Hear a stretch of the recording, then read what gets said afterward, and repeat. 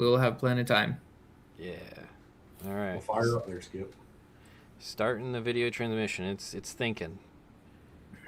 It's thinking. There we go. Looks like we are now live. Welcome back in, guys, to another episode here in Behind the Camera. Got a very exciting guest here. Thank you for coming in, Simon. And then we also have a man in the dark named Kurtis. Shout out before we get into Simon. Obviously, if you guys don't know who Simen Olsen is, he is you got, was it third overall 1 year in FD, right? It was third. It was fourth in 23. That's right. You just fourth. I was at one point. I had the chances to get the championship, but I gotta give it away there. So it's all good. Sore topic. Yeah. I mean, I can ask Matt Field the same question, so it's all good. Yeah. But no, welcome in. And before we get to you though, I heard Kurtis had a great time this weekend. Oh, dude, it was sick. It was the best time ever. What do you mean? I got to go down to Florida and do some drifting, judge a competition, and then blow out 8 million tires on the way home. It was great. Loved it. So who killed more tires, your trailer or the car? I drove Dustin's 350Z, his seat time car, so definitely the trailer. I think I put one pair of tires on the car the whole. I'm like old, man. I've driven a ton over the years, right? So when I go to these fun events, I'll do like a lap here and there and be completely content with just kind of like talking, hanging out with people, having a good time. Yeah. Do a couple laps and then park. So I don't really go through that many tires.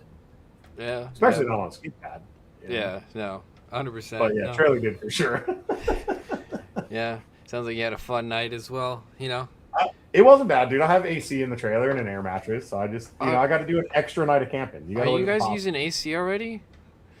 Down there it was hot, dude. It was like I don't know, 85, almost 90 one day down there. So then I came home to Georgia and it's like 30 again. So it's I was gonna say I have 2 days so far like above freezing, and now we're back to below freezing again. And now I have a lovely pond that's frozen in my front yard now. So we did the whole like fall spring thing, and now we're back in winter, and then hopefully like next week I get spring. Hopefully, dude. I was like, there was 2 days that were above freezing. I'm like, okay, I need to paint everything I need to paint before it gets cold again. So that's what I did. Dude, just put heat in your shop, man. What are you doing? You have to insulate it, and that costs money. Okay, so just get like a little turbine heater, one of those guys. You don't have to insulate it. You just turn it on when you need it, turn it off when you don't. Yeah, but it doesn't heat like. I don't know. Like it's a decent sized barn and it has no insulation. Like it doesn't hold any heat. Get you some insulation, dog. I know. I'm working on it. Okay. But yeah, I'm working with what I got. All right. I'm excited. I'm actually making progress on my car. I'm excited to share that stuff. But like I don't know. I've learned a lot already, and things take a lot longer than I thought they would. But that's cars. You're like, that's everything, man. Cars we can just do over fenders in a day. Yeah, no, not 5-minute job always takes 4 hours. Yeah, dude. Exactly. No, but obviously, star of the show this week is Simen Olsen. Thank you for coming on, sir. Of course. Thanks for having me. Yeah, well, it sounds like you decided to make your life busy this year. Yep, I did.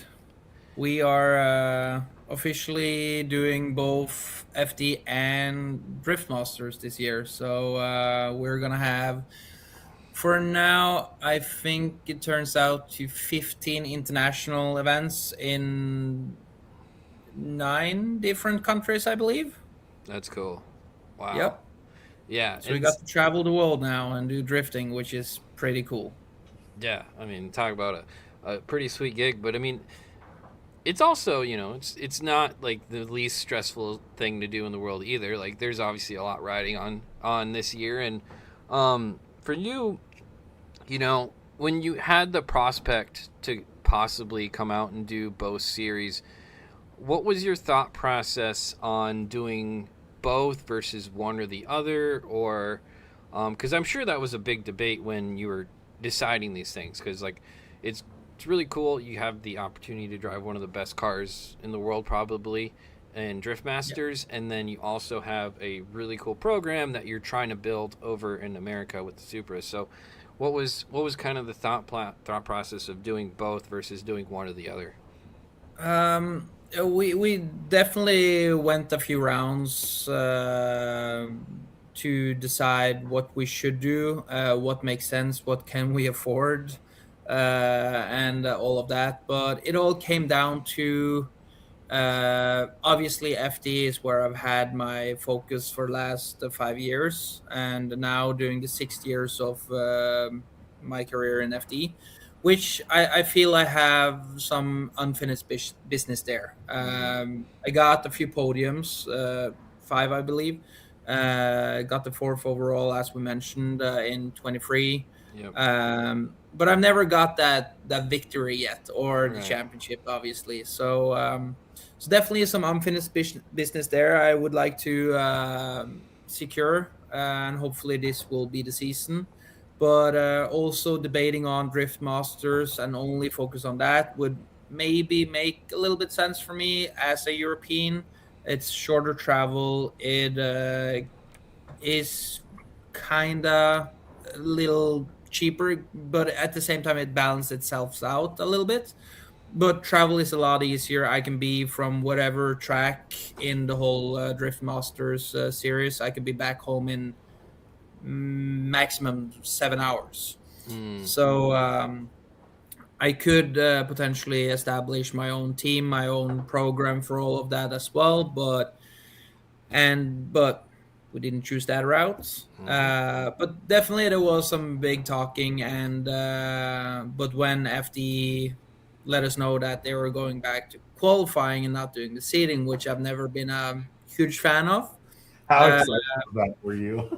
yeah, no, I did not like seeding at all, but that was the name of the game at one point. But I'm very happy that we're back to qualifying, and they caught me by surprise of bringing back 2 run qualifying. So I'm very excited for that, and with all that, I think that will play out in the better for us competing in FD. Yeah, it kind of all stars aligned, or however you say. It just we figured out to do both, and we want to give it a good push this year and see where that takes us, and hopefully it pays off, and we can do it again. Yeah. No, it's an exciting prospect, and how would you rate the one round you did with James last year at Mondello? Like, it's pretty cool.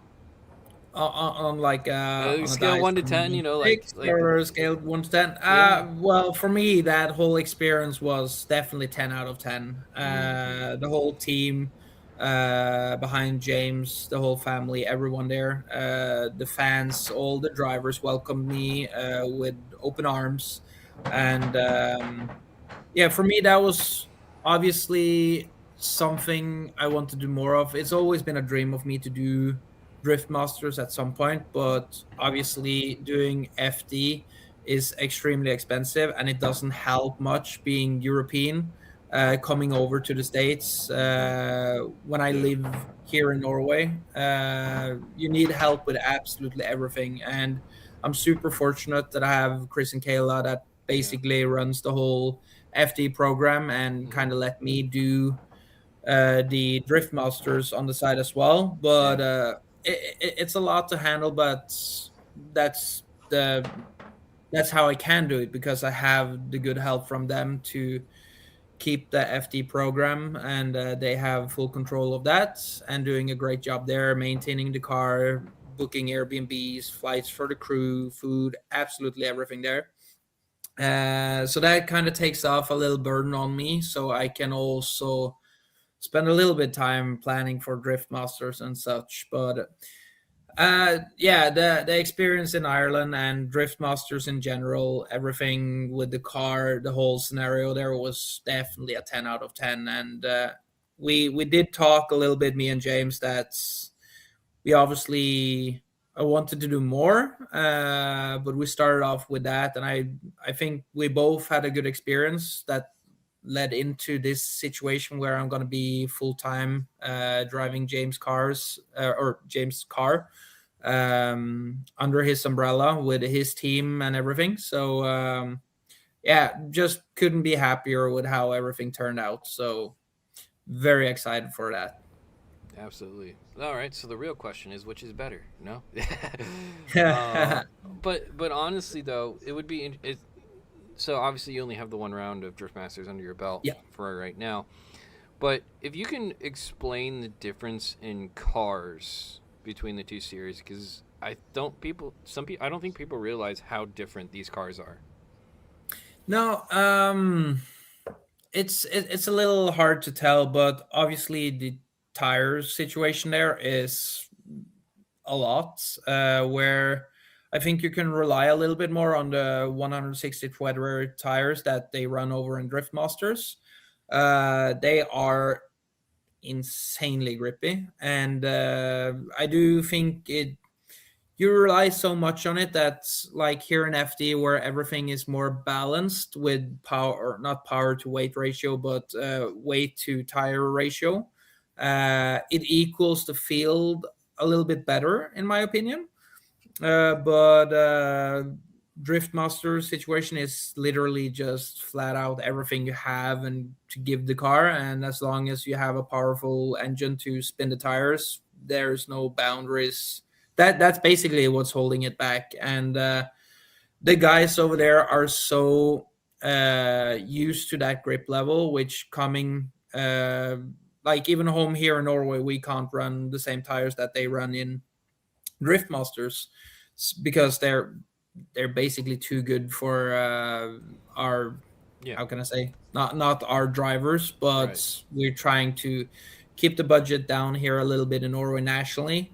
So it's not banned, but we just don't allow them. So Yep. I don't get any seat time on them here as well. So that was a little bit of something I had to adapt a little bit to for the tire, but everything is different. It's different temperatures, different tracks, different cars, and when you just add in tires as well, it balances itself out. Like you don't even compare a FD car to a Driftmaster car, not in my opinion at least.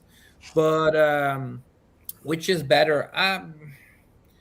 Yeah. Competition wise, I would say that FD is more equal from car to car or competitor to Yeah. competitor or however you want to say.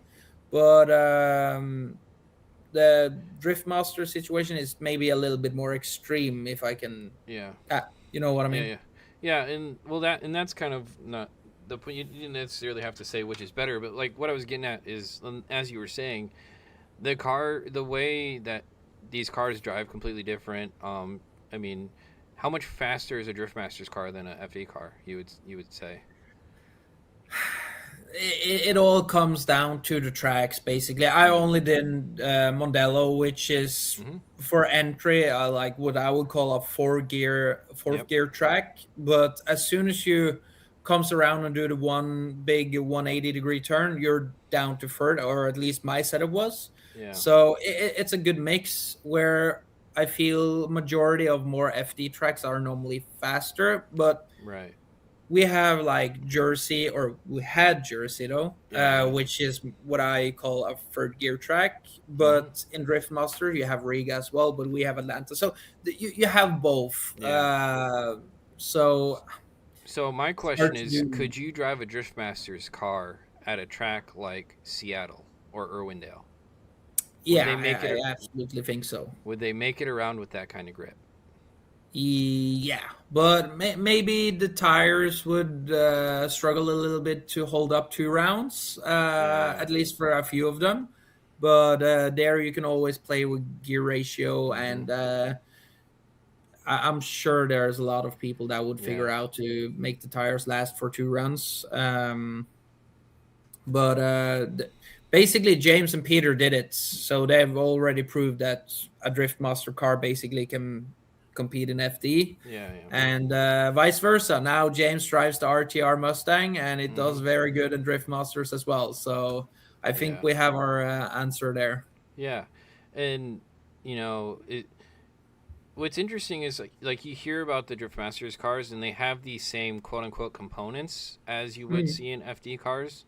Hmm. But obviously there's different regulations. So Yeah. what? And I'm sure James isn't going to divulge everything, but I'm sure there's massive differences between the RTR Mustang over in America versus the one in the Drift Yeah, Masters. well, I'm not fully up to speed Right. on every car in Drift Masters. I Yeah. feel I have a good uh, understanding of the FD cars because I know the people there on a Mm-hmm. more personal base, but also I've been driving with the majority of the guys for Oh yeah. 5 years already in FD.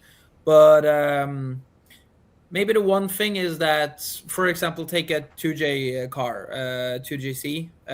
Yeah. I think that in FD we have a tendency to run a little bit bigger turbo and bigger power Hmm. be- due to the tracks. Where in in Drift Masters, it's a little bit more about the torque and not have them laggy. Yeah. The initial hit. I don't know how many of the guys in Drift Masters that run nitrous, for example, when I came over to FD. So last year was actually the first time I drove a 2J with nitrous ever in my life. So just some small things there that they do a little bit different. Like anti-lag is more common in Europe, and Mm-hmm. nitrous is the better way to do in America or Right. FD. So Mm-hmm. there's just some more small variables there, but Yeah. yeah, I don't know a lot about V8s, but Yeah. I'm Yeah. sure there's a few thousand Differences. Yeah. horsepower V8s in Drift Masters as well as in FD. But 2Js are more my style and what Mm-hmm. I'm used to. And just from my own experience, I feel that we have a tendency to run a little bit bigger turbo in Yeah. Yeah. for FD stuff compared to Drift Masters. But Interesting. yeah, Yeah. Yeah. You trying to keep those engines or just I would say it would be interesting to look at like horsepower ratings an average on the cars over there because I feel like the average horsepower over there is a little bit lower than what is over here. yeah. Just because you got so many of these LS guys making 1100, 1200. Like You got to get people to actually be honest about their horsepower numbers too. that's true. That's That's true. fair.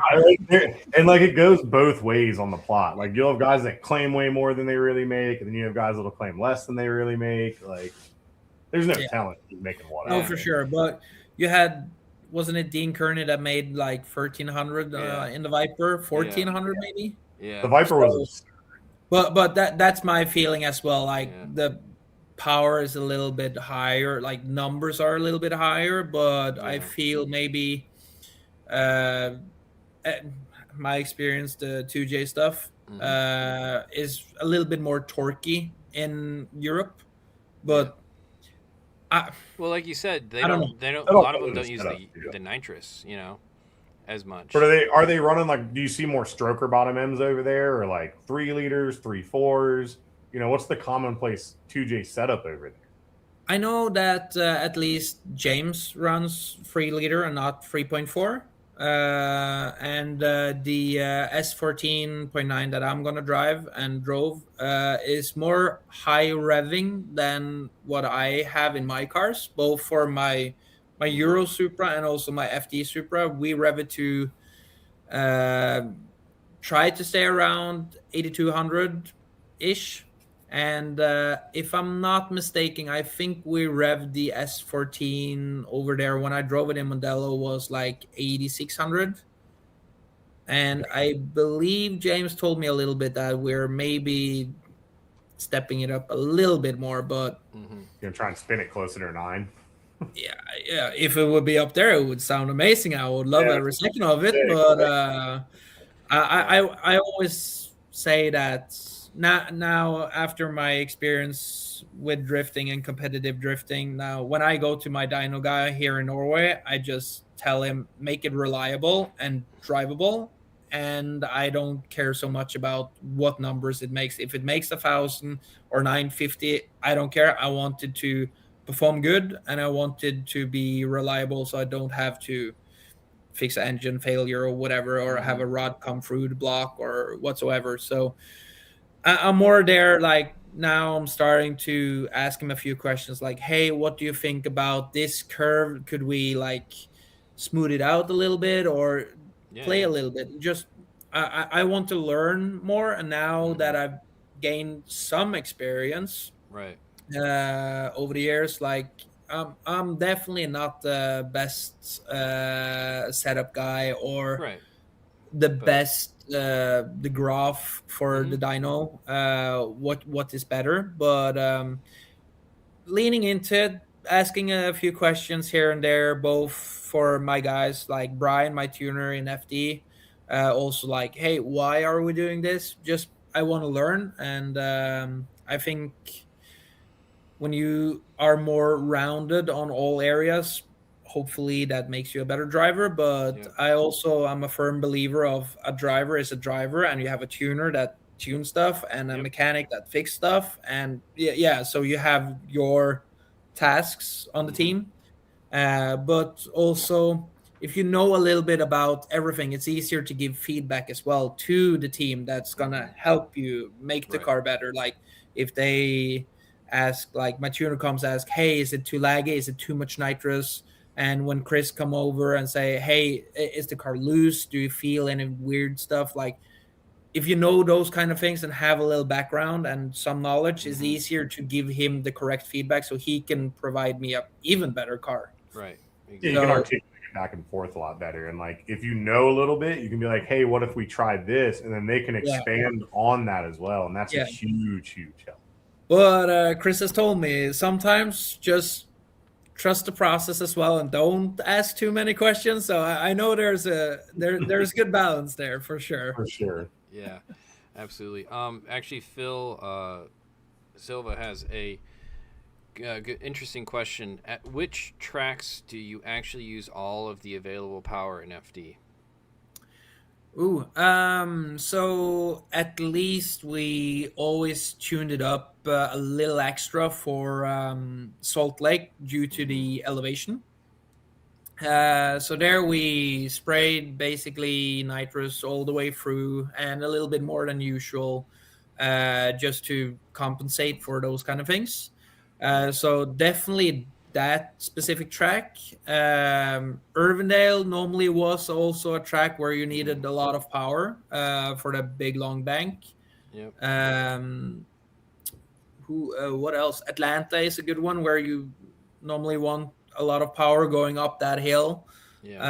um Jersey was maybe the one that we used the lowest amount of power. Right. Long Beach from time to time as well, at least in the start Mm-hmm. of the weekend, where the track is super loose, and then maybe you need to add a little bit more nitrous, or yeah, you Especially start at night. ask, you get comfortable Mm-hmm. and you ask a little bit more of the car. But we always try to keep the car on where it's happy, where we physically can hit the rev limiter, but not like it just revs up and just stays there. We want the torque and actually get the power down to the ground and not just standing still and doing rolling burnouts. So Right. but definitely to answer the question, Salt Lake definitely was the one we gave it absolutely everything. Gotcha. Curtis, what about Salt Lake you? was so Like, good. because you guys obviously you're running a blower setup with, so it's a little bit more different to change power levels for you guys. We don't really change our power level hardly ever. We play around with gearing and wheel speed and all that, but I'm not a tuner. I will never try to be a tuner. I've Yeah. tinkered and played with my own stuff, but the fear of blowing someone other stuff up while I already do so much with cars as it is, like it's just not my area. Um, Yeah. Yeah. we've had our remote tuner kind of come in and like tinker with stuff here and there, but as far as tracks that you're going to really give it your all, like for sure, Salt Lake was like that. That was everything you could put into a car and then some. And then Seattle was like that because it's got that bank just goes on forever, Yeah. right? It's just super long. Jersey, yeah, agreed with what you said there. You want to kind of detune it, bring it down a little bit, Mm. um, and then that's really it. Like Yeah.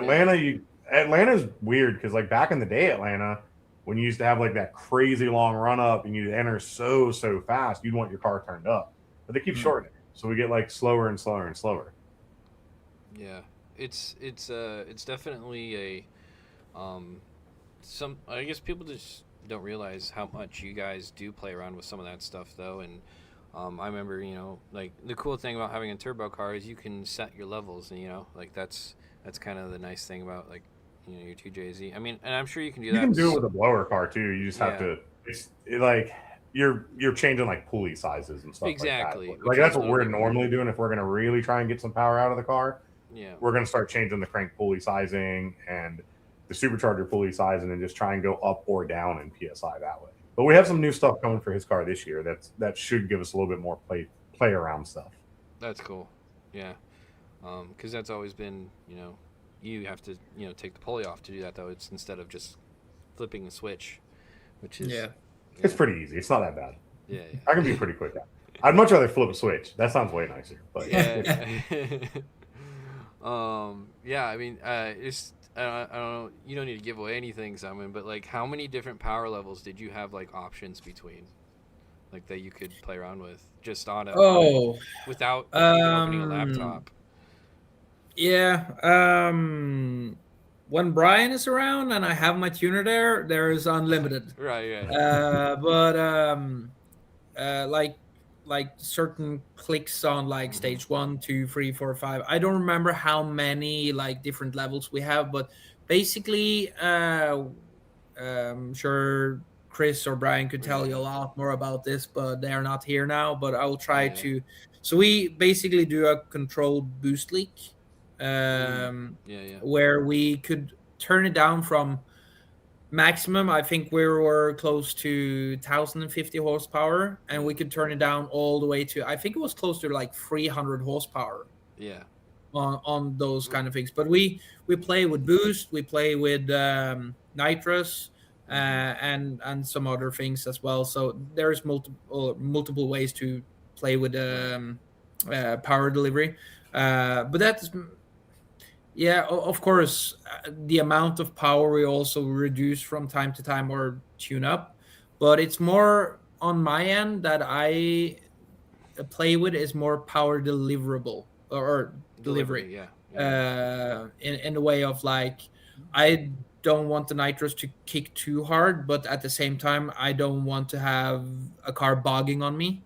But also we have played with RPM in certain gears, like for example in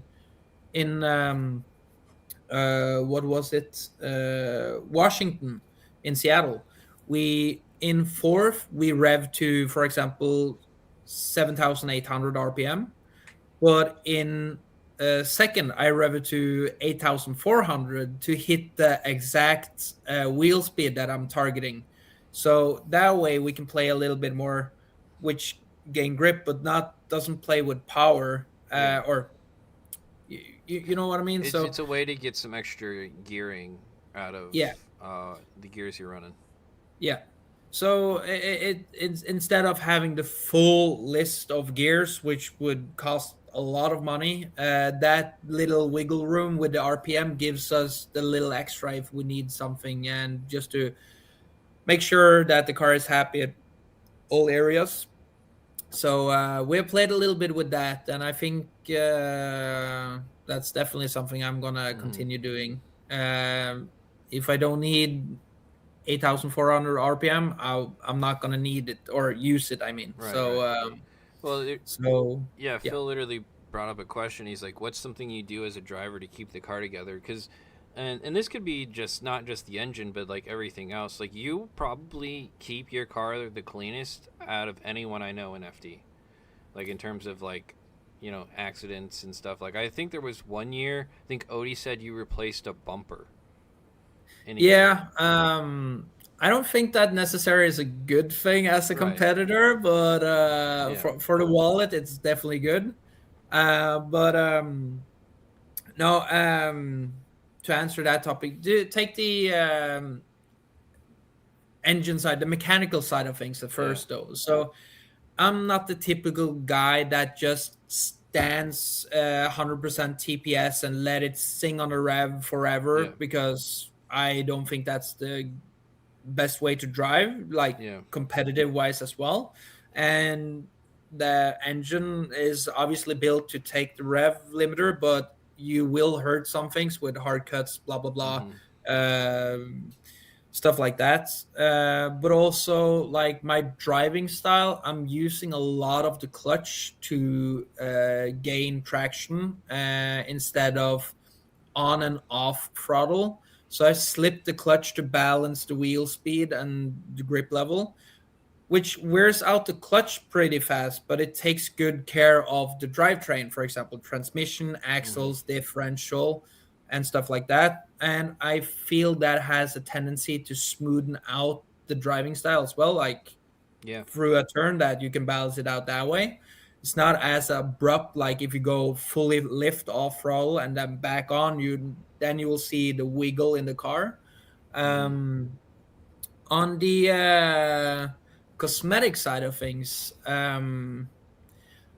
I have a tendency to take very small steps when I'm trying to reach a zone, for example. Let's say Yeah. the first outer zone in Long Beach. Like I start very easy on being, let's say, 3, 4, 5 inches off the wall, or Right. maybe 3 feet off the wall, and then I work my way closer and closer to the wall. Yeah. Sometimes that's good, sometimes not so good because it takes forever for me to get to the zone then. Yeah. But I don't have the best budget when it comes to monetary sponsor wise. Yeah. So I've always been cautious of like I can't total the car every second lap I'm Yeah. out on Yeah. the track. So that's always been in the back of my head.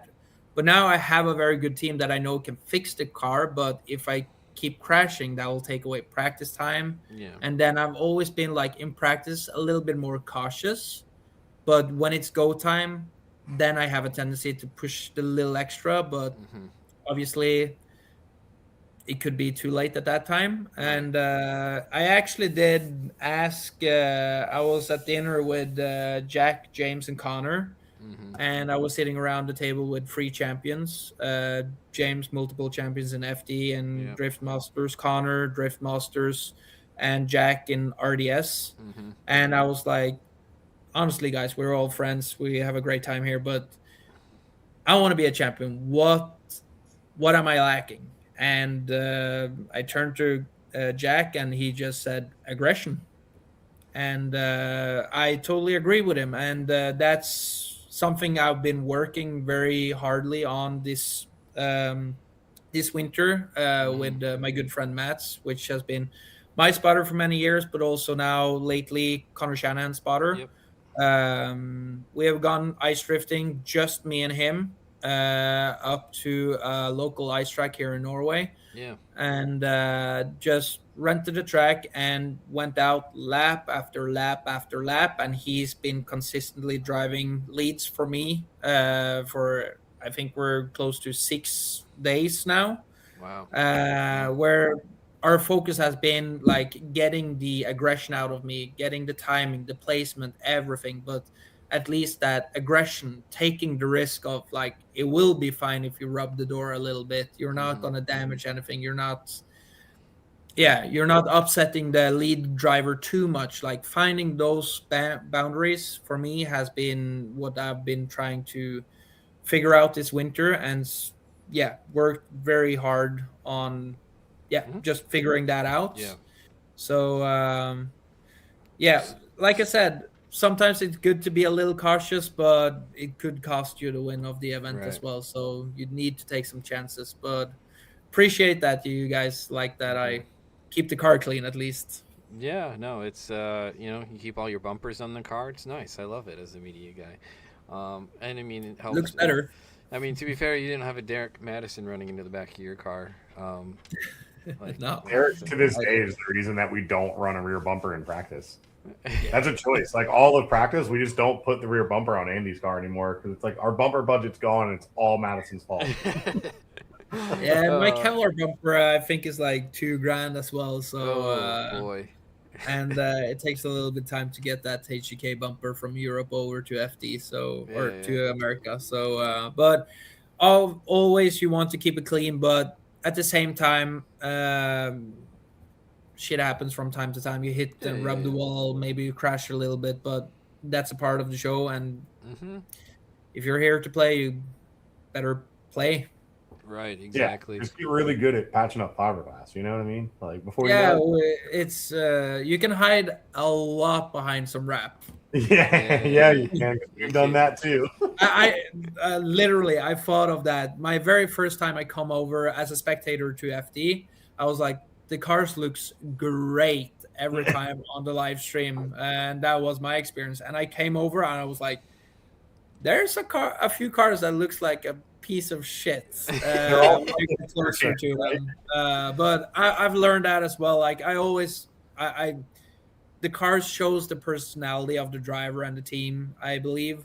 And Mhm. if you keep it clean, the body wise, you have a tendency to keep the engine bay clean. You have to Mhm. keep the inside of the car clean. Like things works better that way. It's easier and more enjoyable to work on, and it's better for a sponsor that you have a clean car. So Mhm. obviously that comes into play, but I've understand we're not taking these cars out for cars and coffee. We're taking them to the racetrack. Yeah, So yeah. sometimes you got to do what you got to do. Exactly. Yeah, and I wanted to talk a little bit about you trying to find your zones and stuff. I watch obviously a decent amount of like drift game stuff, and obviously Dave drives the Supra, and I know he's had challenges driving that car. Um, you know, one of the things he said was the seating positions very weird. Yep. Would you kind of agree? And does that contribute to you kind of finding zones maybe being a little bit more difficult because you are sitting basically on that rear axle? Yeah, for sure. But in my before I started building the Mark V Supras, I had a Mark IV Supra. Yeah. So in that car, you also sit further back than Yeah. S14, for example. So for me, that's not a problem by any means, but I definitely noticed when we showed up to Long Beach last year, driving the S14 that I had with Odie. Yeah. My muscle memory, like the depth of vision, or The depth of how field can or I the say? vision. Yeah. Yeah. Yeah. My just muscle memory and my robot driving was so used to that, and I felt like, okay, this feels familiar. But what ending up when I was driving the Supra was that I was always like 3 4 feet off the wall in every single turn, and I like had to like try my very best to just take that mentality and throw it out and just recalibrate basically, Yeah. which unfortunately I couldn't get that in time for competition. We had Yeah. not a Yeah. very good event last year, but slowly over the season last year we got better and better on it, and Mhm. I feel our starting point this year will be a lot better. Also now focusing a lot more on the sim to actually use the depth perception or perspective a lot Yeah. better and be more aware of those scenarios, I think will help us. But I definitely see the benefit of having a car that you sit a little bit more center instead of so further back to the rear wheels, because you're more along with the transition of the car, which for someone could feel weird, which I don't think so much of because I've driven the cars so much. So I'm Yeah. kind of used to it. But jumping from car to car, I can see that seating position in a S chassis, for example, is more Con- ideal, yeah. Yeah. if I can say it like that. Yeah. Yeah. It's I think it's interesting. dependent on like who you are as a driver and how you drive Of these. course, of Because like course. having, I mean, I to this day don't really like Z chassis, G chassis because of the seating position. Like I have Mm. one now, and they're okay to drive, but I don't like it. But then you have Yep. people like Forsberg and those guys and Jeff Jones that have been driving the Z chassis for forever, and they love them. They feel right at home. So I mean, it just depends on what you like. Which Yeah. I'm curious which one you like better because we saw you shred in an S14, and I was like, I was hyped on it, and then you're back in the Supra, which you admittedly had some bad ones in and all that. So like, Yeah. No, which one do you really prefer? Yeah, honestly speaking, obviously, like you said, that's a personal thing. Like whatever you are used to. If you're used to sitting in the back and you come now drive a bus when you sit in front of the tires, for example, that's our personal preferences. Right, right, right. But for me, for me, it's actually hard to argue that the seating position for me I feel is better in a chassis or a BMW compared to the Supra because now I've done a handful of driving in a chassis, but also a handful of driving in Supras. And I see the benefit of sitting more center, which I now, after having it back to back as well, like I see that, but I don't try to focus that everything has to be like the Supra needs to drive like the S chassis and the S chassis has to drive like the Supra. I know that they are two different cars. They won't behave the same because there's the whole geometry of the suspension and everything. So I just don't compare it that way. But if I'm going to build the ideal perfect drift car, I think the seating position in a S chassis is hard to beat. Yeah. But I Yeah. mean, like, do you like the challenge of like jumping? I mean, you're going to do it this year, right? You're going to be going from S to the Supra in two Yeah. different series. Like, do you like personally enjoy the challenge of having to adapt to each individual car style? Absolutely. I think that makes you a better driver and just driving a bunch of different cars. Like I have the ice cars that I drive. I have two BMWs, 3 liters E46s, one coupe and one compact, one NA Mark IV Supra, and then I have the Pro car, which is the Mark Mark Five. V Supra. Yeah. I also have a winter beater, E46 wagon. So I drive a bunch of different cars, and I've been very fortunate to drive many of my friends' pro cars back home here in Norway. My neighbor kid that has been with me in the garage for many years, he started driving. He's been driving my cars in competitions, and also I had to borrow his car because my car broke down at some point. So I've been bouncing in between a handful of different cars, and you always pick up like, oh, that was very good with this car. Maybe we can try make my car the same way, or like, oh, that was absolutely not a great car. Let's not do that. But I mean, like you see, just not on cars, but also different motorsport genres. Like people that know how to do rally, for example, they have also very good understanding of uh, braking traction, gaining traction, like that. You're more rounded as a driver, and I think jumping from different cars and chassis also make you a more rounded driver. Yeah. Agreed. Yeah, I But completely. yeah, I absolutely. I enjoy the process of like that's why I hold so hard and heavily on the Supra because I do have a few S15 shells in the States that were originally planned to build for FD. But yes, maybe now the Supra is not the most perfect drift chassis, which I truly think it has tremendous potential. But learning it, you see now Peter is flying in Drift Masters. But they have so many hours behind the wheel of it and developed and tried many things. I'm sure they have. Um, like Ash Chassis has like 30 years now of track time for drifting. So even Weissweb has made like version 3 now for the chassis. So it's been constantly in the develop process the whole time. But I really think the Supra is a very good car, and Supras are close to my heart. Like from the Need for Speed video games days, like the Supra was my holy grail basically, and I really want that Supra to be a very competitive car in FD. So mean, you're I getting closer and closer with it for sure every round. for sure, and it's not just been me myself that has adapted to the car. I've had the help from my team.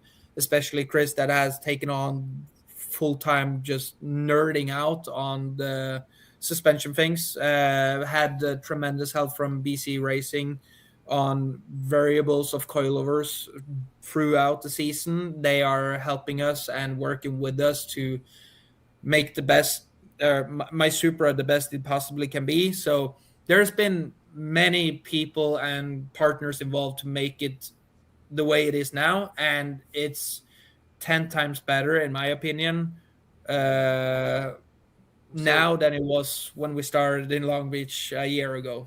yeah, and so Yeah, that for was kind of sure. my question of like, if you compare the car that was in Long Beach to Long Beach 2, what were some of the big differences that you can like at least divulge, or like how did it feel different from your end? It's a little hard to point out one specific thing Yeah, because um, remember I went from a big LS or a big V8 yeah, to from in a S chassis to a Supra with a 2J again. So it was like I wouldn't say I was rusty on how to drive a turbo car, but like yeah, everything that you have now learned the 2 years prior, you yeah. kind of have to drive a little bit different. Mm-hmm. So just getting in the groove, getting the hang of it. Then we jumped on with Kenda Tire, got to learn that, which was great, and now was a rocket ship by the end of the year. But there are so many parametrics that we had to like, or I had to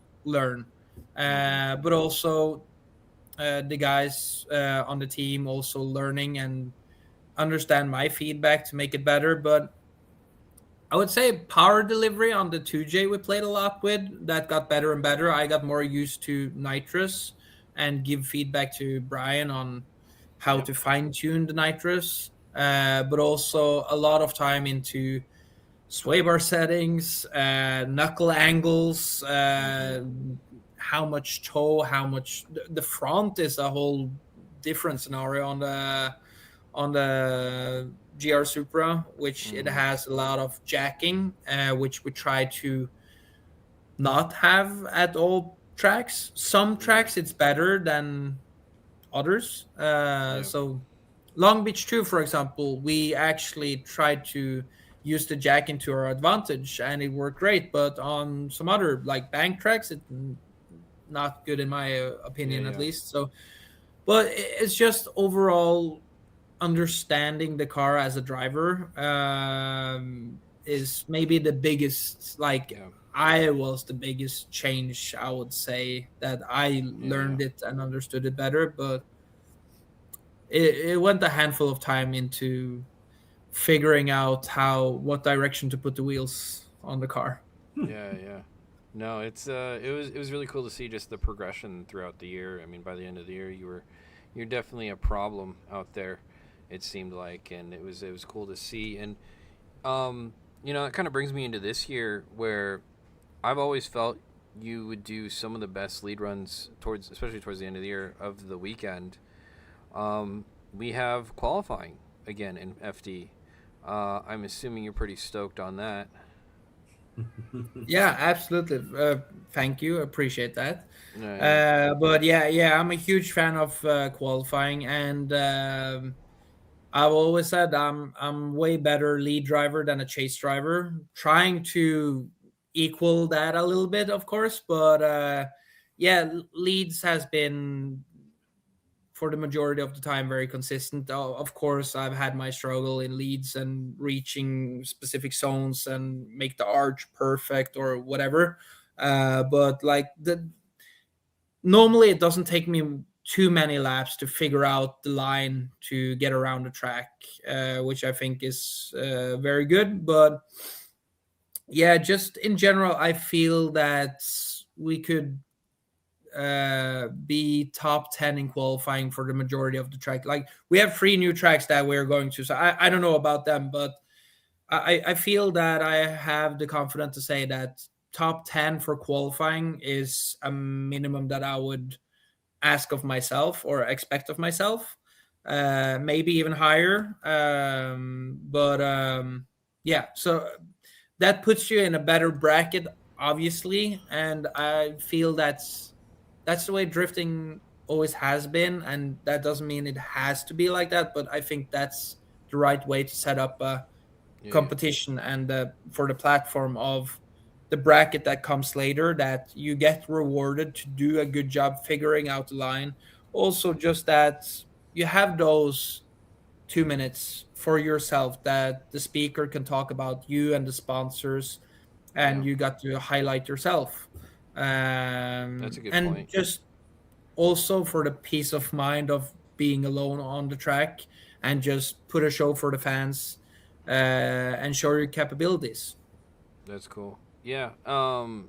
Also, I don't know how much you've been looking into it, but obviously 80% of the car score is going to be scored by Wally. Mm. What are your thoughts on that? I like it. Yeah. I'm been more and more data driven guy. I always try to ask my guys like, hey, what does the data says? And they Mm-hmm. come to me as well and say, hey, you said you're 100% on throttle here, but you're not. Yeah. I like data, because data normally doesn't lie. Mm-hmm. I'm very happy that they're bringing Wally to FD. I played a little bit with it when I did Drift Masters. I used it for my kind of my own spotting to get a point of view, because you can see how your run was, Yeah. which is pretty cool. But always like, I'm excited to see how it will play out in live, and not just you use it for a reference, but it's Yeah. actually now 80% of the judging.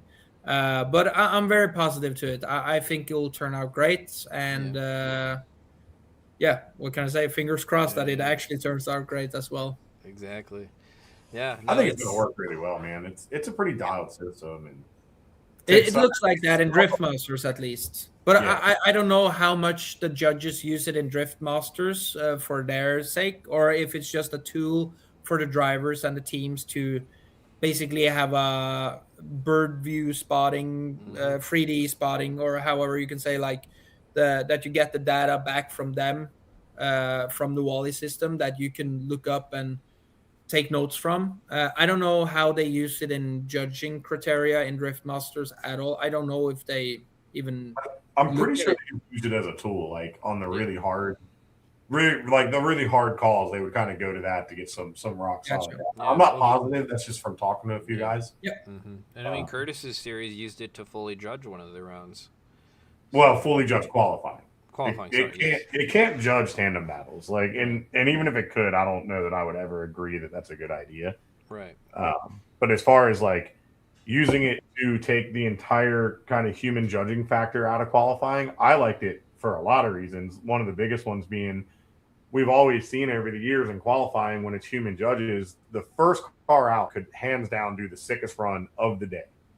Yeah.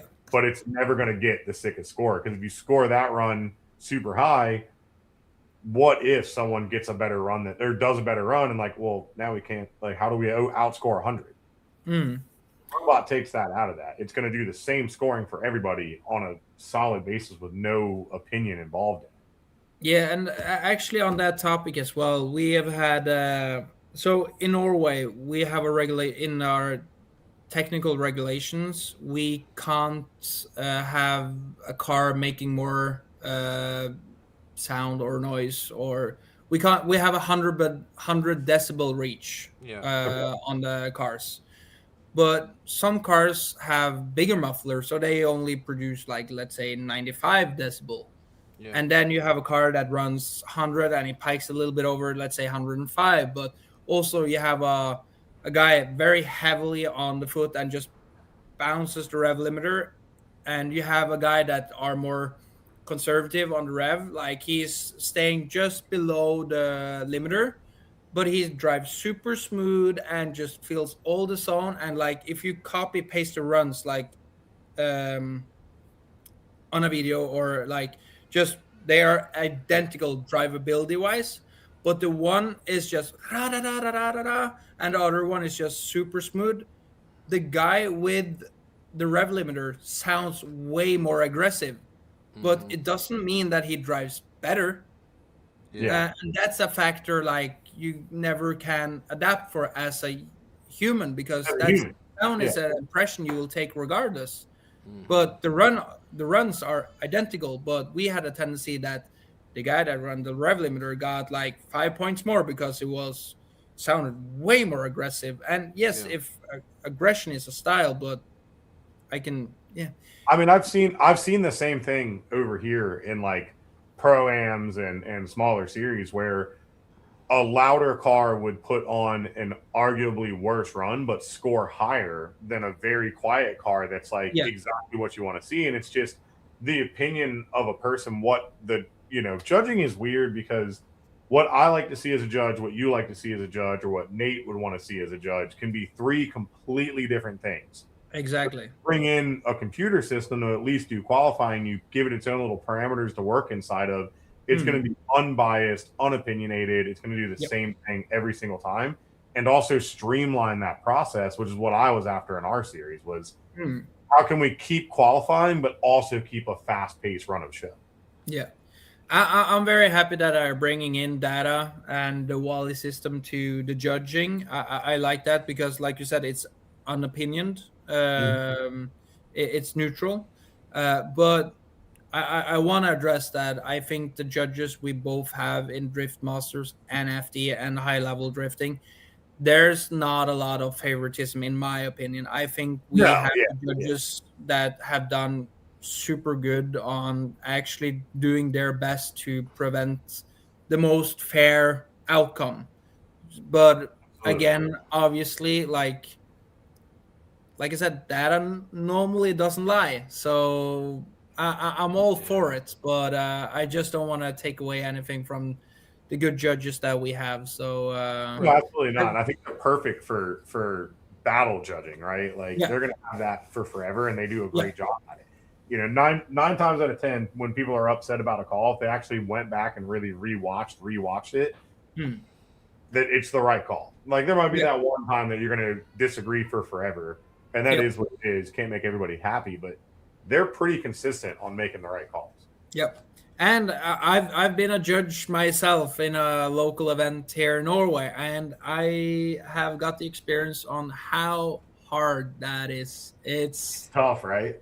yeah, and also we didn't have a live stream, so basically what we saw was what we had to judge, and then you have to wait 40-50 seconds before second run, Or and God then forbid, you got to memorize what happened, and it's kudos to the judges that we have worldwide. It's a for sure. hard, unthankful job.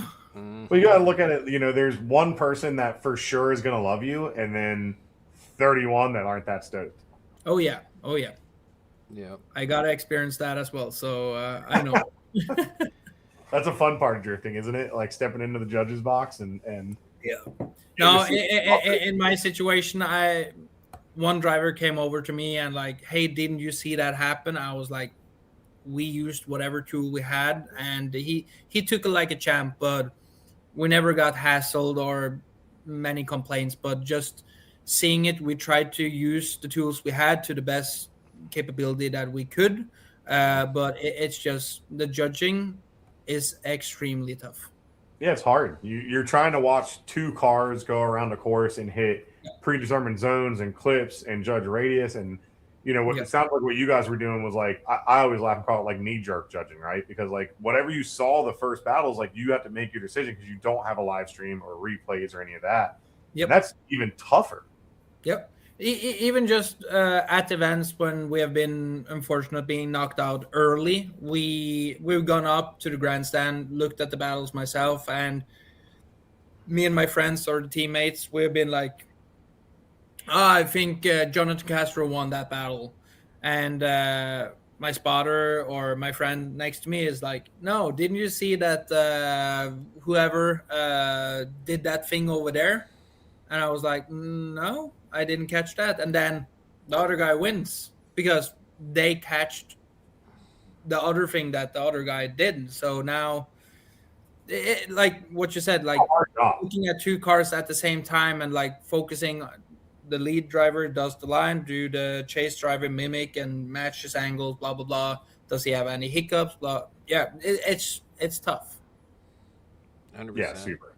It's often I feel bad for them dudes. I wouldn't want to be in their shoes because that No, is no, not tough. at all. Not Tough. at all. I don't Yeah. see a career after my professional race car driver career that I'm going to be a judge. I can tell you Oh, that. you're not gonna step into the judge's box? Yeah, right. Lance asks, why did you bail on Odie's car?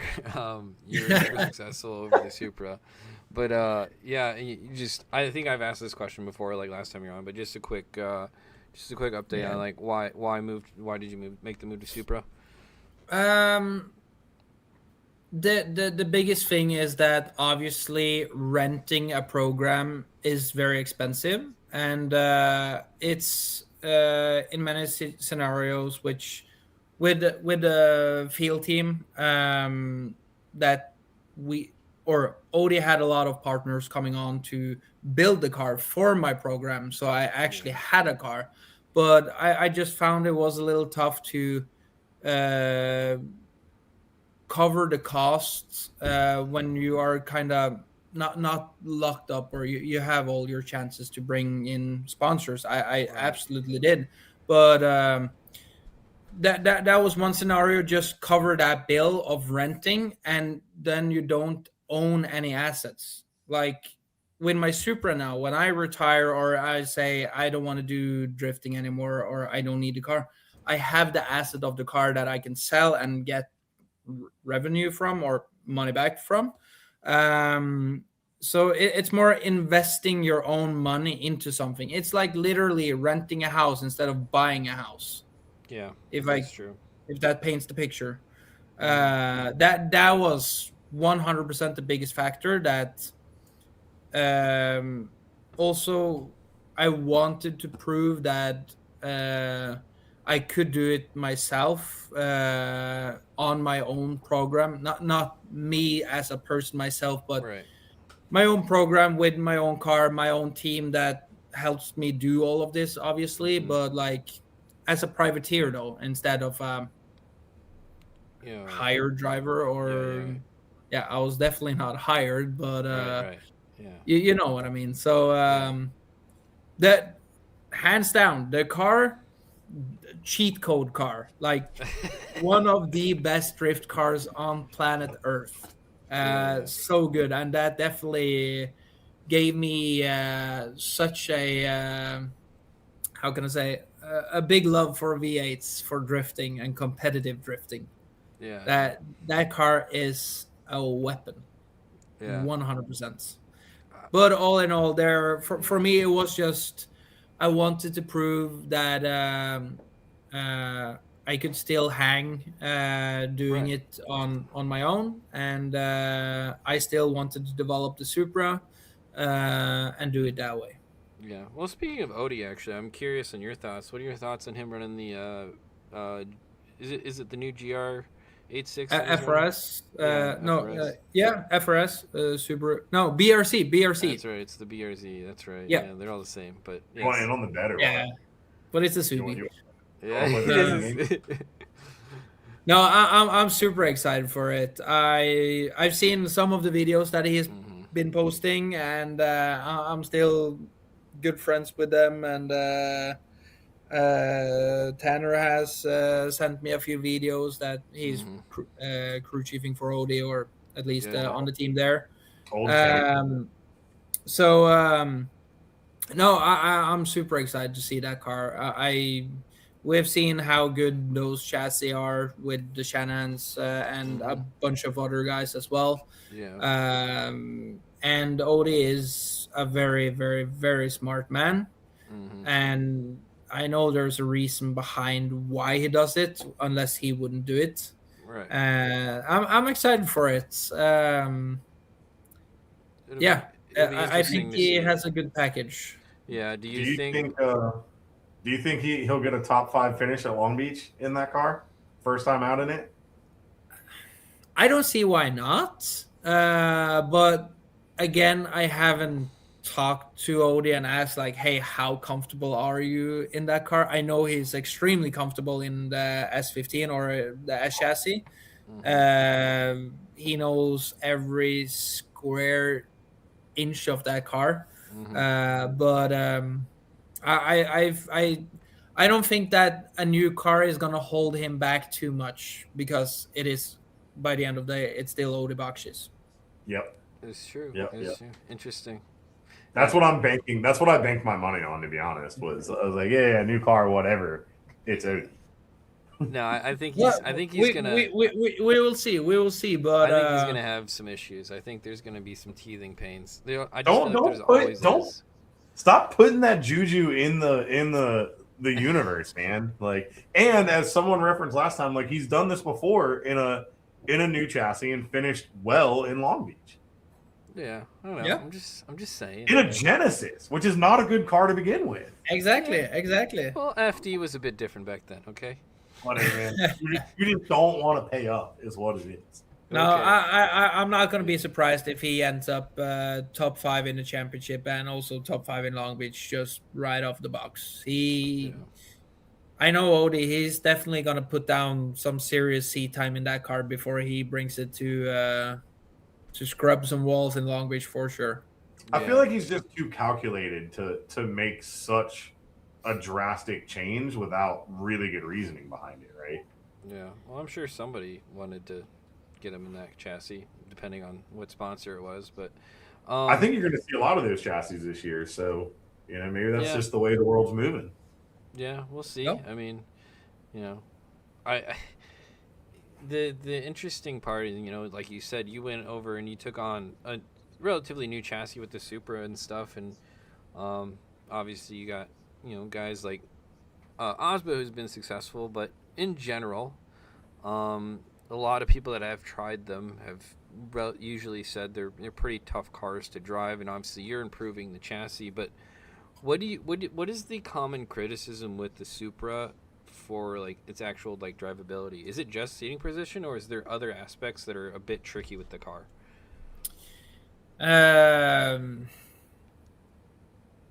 I don't think the seating position is the biggest issue. My biggest issue with the car is basically the front part of the suspension, not Okay. just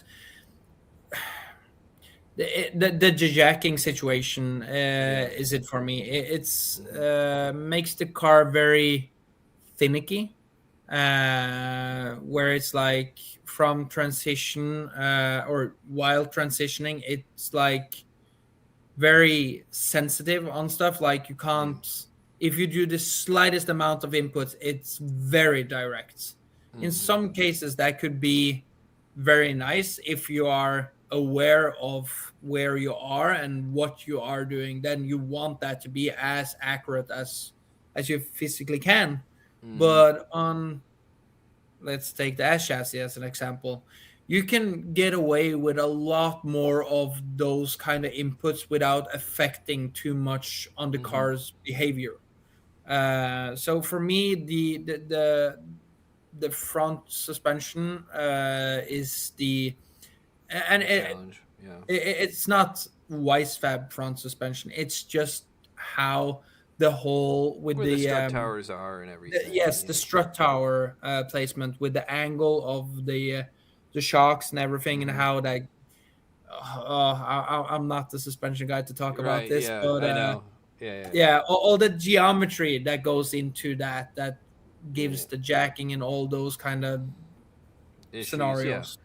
Yeah. You have Chris here now; he can tell you all about it. I know. Well, that's why it's interesting because you guys went through a bunch of variations, even with Weissfab and BC to kind of figure out that stuff. And I was talking with Tommy last week about how much R&D you guys do for companies, and like people don't realize how much FD is an actual test bed for a lot of people. Like like TLO said, he did so much R&D for FDF and those guys and different products for on his C7 for his car. So it's like you were doing the same thing, and it's something I think is a bit unsung, like when it comes to FD and how much companies do rely on you guys to literally put their products through their paces, and like I mean, I think you were even helping out, like trying to develop a clutch last year, right? If I remember correctly. Yeah, So we definitely have tested out a few things for a bunch of our partners. Like, yeah. yeah, the clutch, for example. We tested out the prototype to see if it actually hold it up. Mm-hmm. Not sure how many other guys did test it or have Right. done. We're just doing our thing and try Right. to Right. provide the best information to ACT that we possibly physically can. Yeah. Yeah. At the same time, like I mentioned, I think we ran through 3 different sets of coilovers from BC last year. Yeah. Mm-hmm. Just like we learn, we improve, we ask more of the product, and Yeah. Yeah. uh, X, Y, and Z. Like even tires, like we give feedback to Kenda Mm-hmm. on what we experience.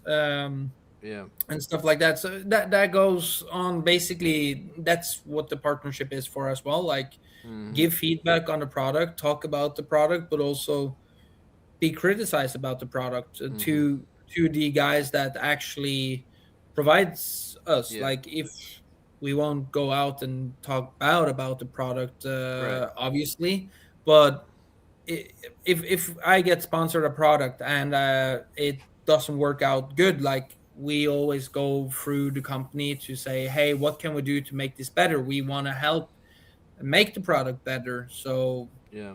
it's the best thing in the world, Right. you know.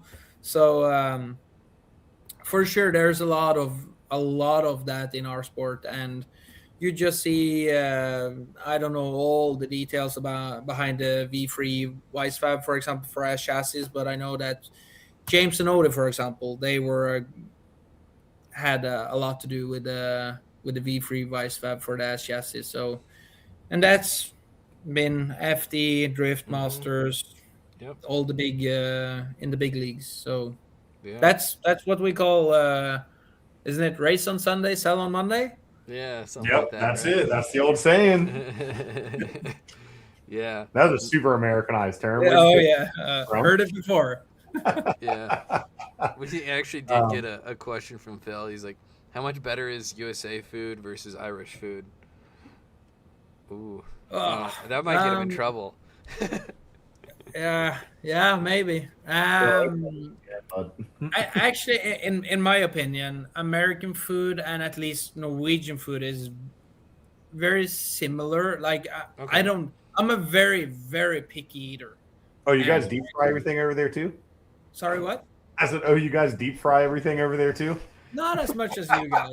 If you ask, I had my good buddy Jonathan Cash over a few years ago for some Yeah. ice drifting, and he absolutely hated our food. It was way too healthy, in his opinion. He said so. I don't think we fry anything that, or we fry something for sure, but not Yeah. as much as in America. But to answer the question, um, the gas station food in Ireland is a million times better than what is in the US. I can say that. I believe There's that. some good gas station food in Ireland. Um, What's your go-to gas station Ireland food? oh, I didn't go all deep in it, but they have a lot of different. Like I was only there for a few days, and yeah, we were not so much on the road while being there, but instead of going to what you guys have, Walmart or something, to go pick up groceries and make yourself a sandwich on the way, you literally have everything in a gas station: hot dogs, burgers, uh, chicken fillets, a lot. Like I said, I'm a picky eater, so I keep it simple Yeah. myself. But just the quality of the food is better. We do have very good food on gas stations here in Norway as well, but in Ireland, Yeah. I definitely think it's next level for He sure. he doesn't know what a Bucky's is. Okay, so I you was need gonna to put some ask if I've slack. actually you've not been definitely to been to a Bucky's bar. yet. I You haven't. haven't it? No, I haven't. Were you not running an FD yet when we were still at doing FD Texas? No, that was Oh dude. man. I was so mad when I came over and I dropped it in 2021. I was like, that was my favorite track to drive in Assetto Corsa on the simulator. And I Really? was so excited to come and drive Texas, just the Texas, everything, just Yeah, being yeah. there and the Mhm. cowboy Western theme and everything. I love that, but just the track there is one of the coolest tracks. So I was super bummed that they took that off Man, the that's calendar. that's why he hasn't seen a Bucky's yet, man. Because like Yeah. you literally like left Texas Motor Speedway and directly across the street was Bucky's, and that's where everyone was after Yeah, every round. yeah. Yeah.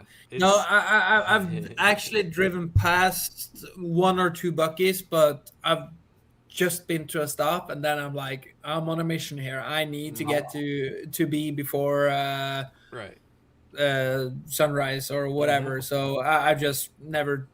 I knew my time will come, so I haven't been Yeah, in the yeah, Yeah. rush. But Try and plan your fuel stops for Bucky's because I'll, they don't make money on fuel; they make money off the inside. So you'll get the yeah, cheapest fuel there. yeah. They're I will definitely. It's on my list to get to one of the Buckies at one point for sure. that's funny. Yeah. Got it. Phil asked about American barbecue. Have you tried much of that? Yeah, so actually, every time maybe I'm yeah, well, I barbecue almost everything on my Oh yeah. burgers, on my steak, everything. I love barbecue, so I've actually tried a little bit of different barbecues. Mhm. I definitely have my favorites, which I don't remember what it's called, but Yeah. yeah, But I barbecue a lot, that's or funny. use barbecue a lot, Yeah, yeah, barbecue sauce. yeah. All right, all Phil's right. just trying to get you hemmed up on the food, dude. I Like know, Yeah, real hard. dude. He's like, let me ask him some He questions that I knows I know haven't he's gonna eaten dinner rile up yet. Americans. I'm like, gosh. But yeah, I mean, bringing it back to Drift Masters for a sec here. I mean, obviously, this is going to be the new a lot of new tracks. I mean, obviously, FD's got some new tracks as well, yeah. but obviously, Drift Masters is kind of the new thing for you this year, and um, kind of going into it. What's for one kind of the goal for you this year in Drift Masters, and what are you most excited for about it in Drift Masters? Um, what I'm most excited for to take that first is Mm-hmm. probably just to learn in a just a different climate, Competition. Yeah. if you know what I mean. A competition like just learn the driving style of Drift Masters and just grow as a driver and be, like I said, more rounded. Um, Also, I'm really excited to spend a lot of time with James. He's a good lad, so Yeah. Yeah. just that itself is going to be a venture. Mm-hmm. Um, but like maybe the track I'm most excited but most afraid of is definitely Riga. Mm. That track itself is just insanely cool on simulator on Assetto Yeah. Yeah. Corsa, and it flows so good when you do it right. But a slight mistake and you total the car. So it's kind of intimidating, but at the same time, like that's the track I'm most excited about.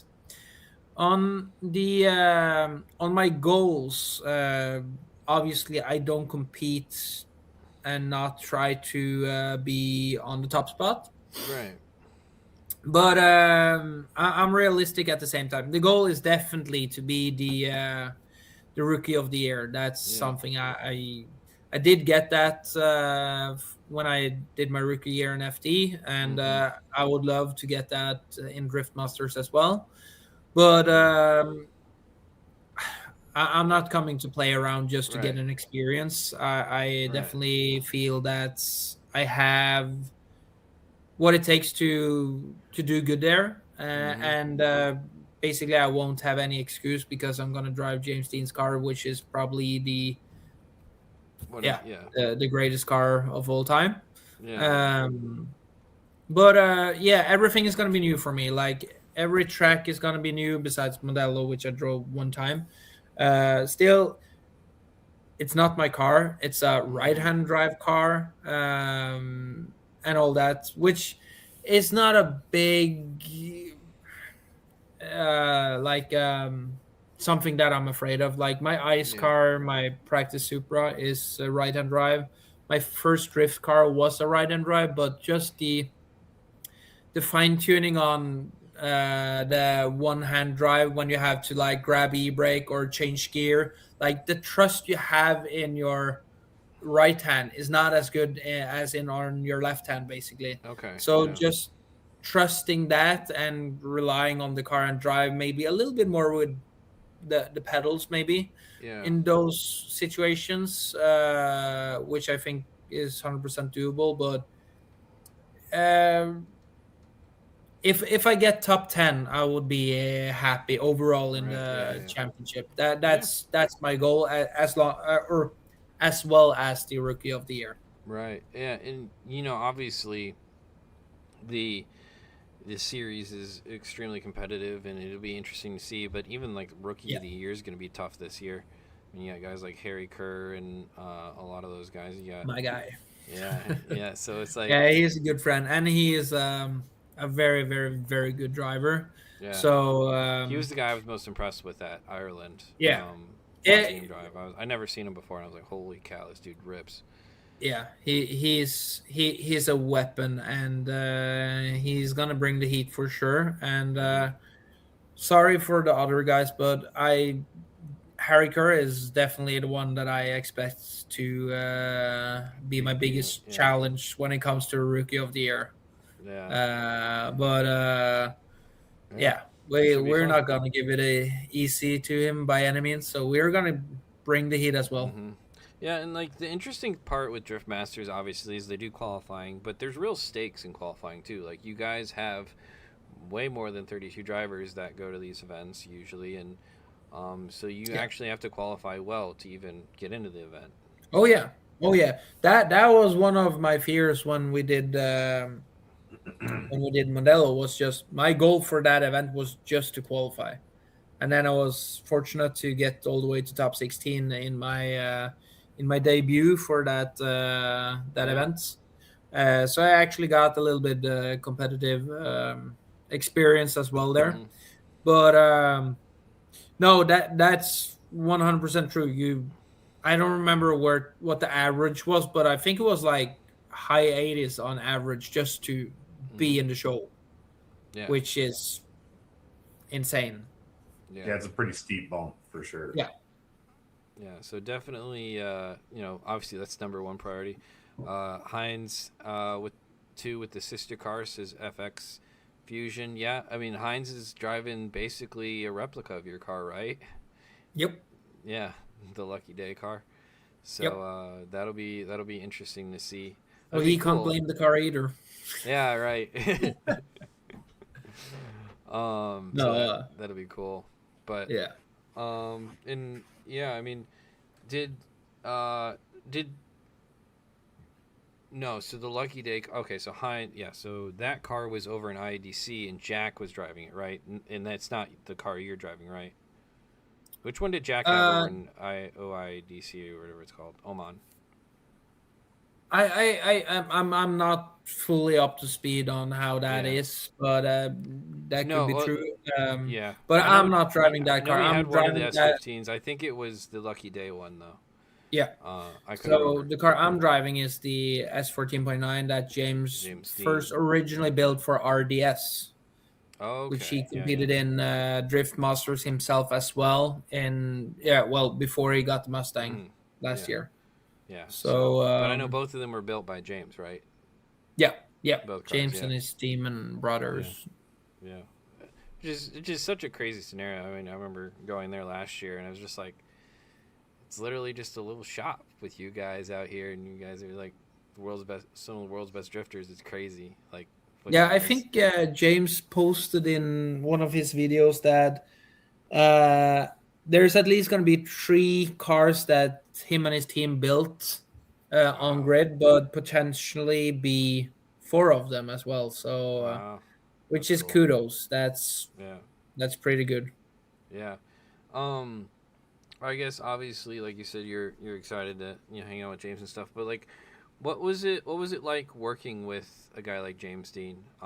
When it comes to obviously you went to Mandela last year. What was obviously you said the experience was a 10 out of 10, but like, does a guy like that give you pointers? Does a guy like obviously he's driven that car, knows every inch of that car, like what's kind of a bonus when with working with him? Uh, the whole experience there obviously was super good on all in every Yeah, yeah. scenario, but uh, working with James is very easy. I've been fortunate enough to know him well over the years and Mm-hmm. compete against him as well. But he's super easygoing. We have it very casual. Yeah. Um, he is very helpful, just trying to do whatever he can to provide me whatever I need in best possible scenario. Mm-hmm. And just being around him is easy. Yeah, But yeah. when it came to, for example, setup on Modelo, was like I just told him, please set the car up the way you drove it the year prior, Mm-hmm. because that year he won at that track with that car. Yeah, yeah. So I was like, okay, you have proven that the car can do it. So if I have the Yeah. right or the same car, like then it's basically down to me, and it Mm-hmm. worked for him. So why should it not work for me? If you know what I mean. Right. But I didn't come with much input, like say that. Obviously, when I got more comfortable in the car, like we started dropping tire pressure, and Mm-hmm. I don't remember what we had to compensate for it, but I think it was just a few damper clicks to Yeah, yeah. compensate a little bit for dropping tire pressure or so, or maybe we towed it in a little bit. I don't remember, but basically, I drove almost the same car from start to finish, beside leaving a little bit or dropping a little bit tire pressure Yeah, yeah. from Mm-hmm. from start to finish. Basically, I just the way I got the car was the way I drove the car, because I cannot argue with James on setup when it's his car that he won in, and I never driven on the track, never driven the car. So it was Mm-hmm. just like, okay, this is what I have to work with. Let's just make the best out of it, for me, kind of Yeah. scenario. But he was very, if I wanted to change anything, if like they were there ready to help me and Yeah. let me basically, like you said, the car is mine for the weekend. So whatever I Right. want to do with it, if I want to point the tires this way and that way, be my Yeah, guest, yeah. basically. But Yeah, yeah, yeah. very welcoming. We talked about like how the track felt, like what his struggle was, like stuff you do when you are teammates. Mm-hmm. And I tried to give him some feedback on what I felt, Yeah, yeah. and but he's and his whole team is super casual. It's like just being around with your friends, basically. So Yeah. That's it's cool. uh it's a good time. Hell yeah.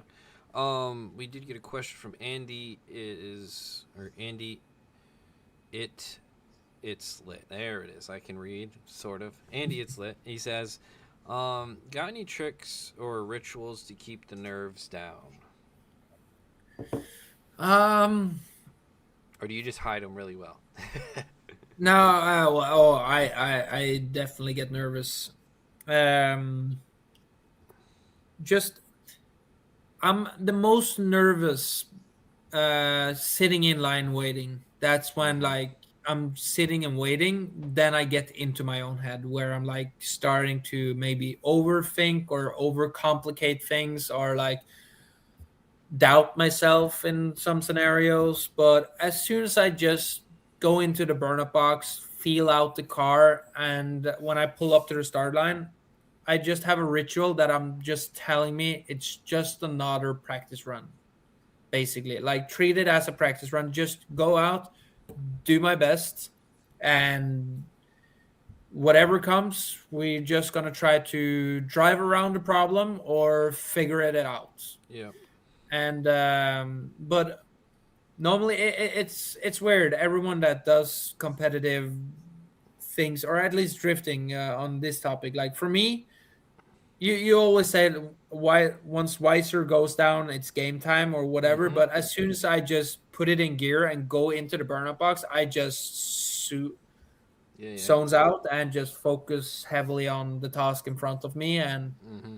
if there's been things I've been struggling with or something I need to remind myself of, I'm like, reach outer for or reach outer zone 4, or don't forget to downshift or whatever. I just reminds me, say that out loud for myself. Or Mm-hmm. maybe Chris comes over the radio as my spotter and say, hey, let's not forget about outer zone 4, or just a last little reminder. But for the nerves, it's just every single run I do, even it's practice or competition, qualifying, whatsoever. Mm-hmm. If the run or before the run, I always just tell myself like it's just another practice run, Yep. and in that way, I don't take it as crucial. Yep. Yep. No, Uh, it's definitely like like you said, it's keeping it like you're trying to downplay the scenario, and yeah, uh, yeah, it's a and also. If shit goes sideways in first run and then we pull mm-hmm. back and I have to do a chase or a lead or however it turns out, however bad the situation is, cars are misfiring or Mm-hmm. you never know what's happening. But I always tell myself both cars needs to cross the finish line 2 times, Yep. and everything can happen. Like, yes, I was unlucky now, but maybe the other car or he does a super big mistake, it Mm-hmm. shuts down, or he loses a wheel. I don't know, like Mm, sky falls down or whatever. right. Like both cars needs to cross the finish line 2 times is the goal for every single battle, and everything in between the start line and finish line could basically happen. So Mm-hmm. just try to vent out there and then. If it's a mistake on mine, Yeah. Yeah. I hold the standard for myself very high, and I get Mm-hmm. really pissed off if it doesn't go my way and I make a mistake, Yeah. and that's the way it goes. um but it's just trying to vent out as quick as possible and then just snap back to reality and then Mm-hmm. focus on what's next and take it from there. Absolutely. Yeah. No, But it's for sure, the nerves are there every single time, and it doesn't get better. Never. Get out of that head, dude. That's the biggest thing, right? Like we went through that with Andy for years. Like just get out of here, out of here. Yeah. Yep. No, and that's it's hard. It Yeah. really is. And you see, I think maybe from the outside looking in, maybe Frederick Aspel looks to be the most determined driver. Like he is so ice cold focused when he's in the zone. Like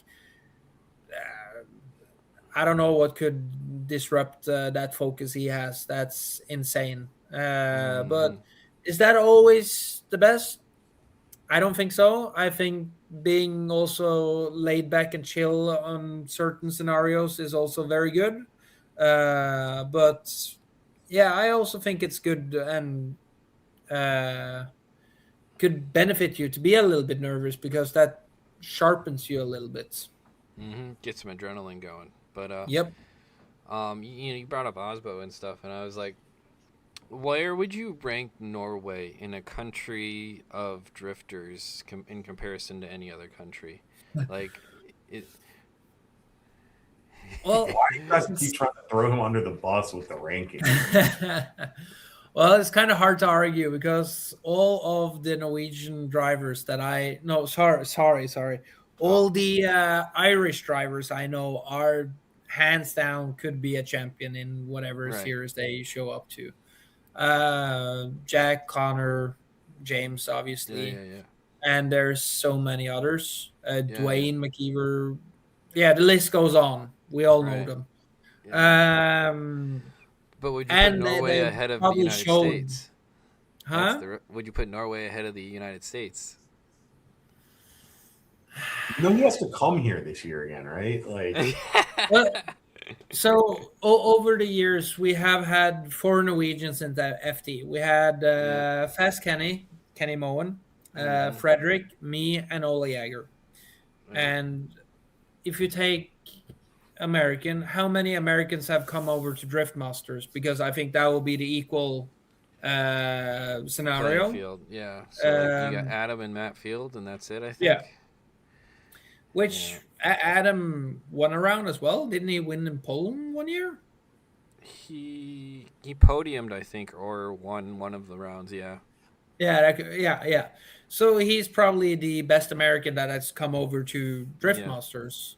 Matt did a awesome job in the Supra, in my opinion. Yeah. Yeah. Unfortunately, top 32 finish, but Yeah. It that is could what it is. happen. He has only Yeah. did one event, so Mm-hmm. uh, maybe if he does a full season on his own firms with his own car, own Yeah. Yeah. program, it will be a completely different scenario. Um, Poland has very good drivers. A lot of grassroots drifting as well. Yeah. So that's definitely one. Um, Yeah. but I mean, I mean, you also forgetting like a guy like Tor. yeah, You know, like Tor Onekavia is and probably one of early the. on, I've always considered him one of the most underrated drivers in the world. I When it comes, agree. like, dude's an absolute animal.